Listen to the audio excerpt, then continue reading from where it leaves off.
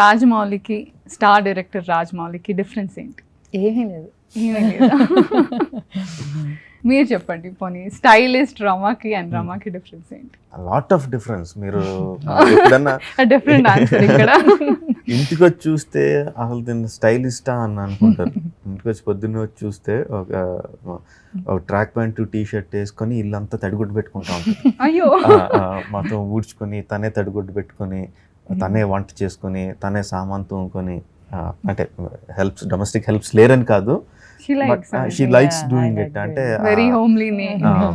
ఆ ఇల్లుని పాలిష్ చేసి అద్దంలో మెరిసే వరకు తుడుస్తూనే ఉంటుంది.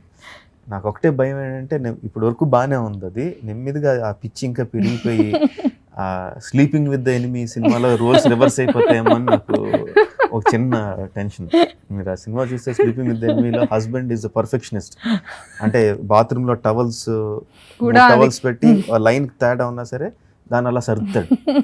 సో అలా అయిపోద్దేమో అని భయం ఇప్పటి వరకు లేదు. కానీ perfectionist is good for you కదా, స్టైలింగ్ ఎంత బాగా చేస్తున్నారు, she is getting that there. అదే ఈ లెవెల్లో ఉంటే ఓకే, నో ప్రాబ్లం. దాటేసి వెళ్ళిపోతే ఏమవుద్దో అని భయం అంతే. మరి మీ ఫ్రీ టైంలో మీరు ఏం చేస్తూ ఉంటారు? సోదండి, ఇంకేముంటుంది, సోది మాట్లాడుకోవడం అంతే.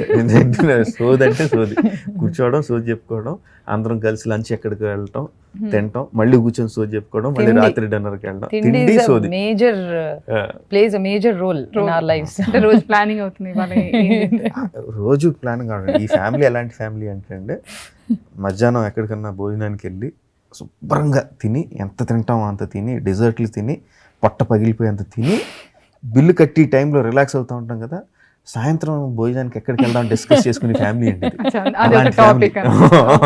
అంత తినేసిన తర్వాత మళ్ళీ తిండి గురించి ఎలా మాట్లాడగలం అనేది రియల్లీ సర్ప్రైజ్. మరి ఇద్దరు అలాగ అనిపించట్లేదు కదా అసలు, నైస్ అండ్ ట్రిమ్. యాక్చువల్లీ మీరు ఎందుకు యాక్టింగ్ చేయలేదు? Not at all interest.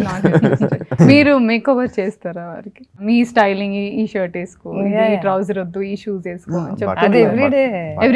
బట్టలన్నీ తనే ఎక్కువ ఉంటది. ఒకసారి ట్యాన్ అయిపోయానని చెప్పి ఇంట్లో కూర్చోబెట్టి ఏంటది డీటాన్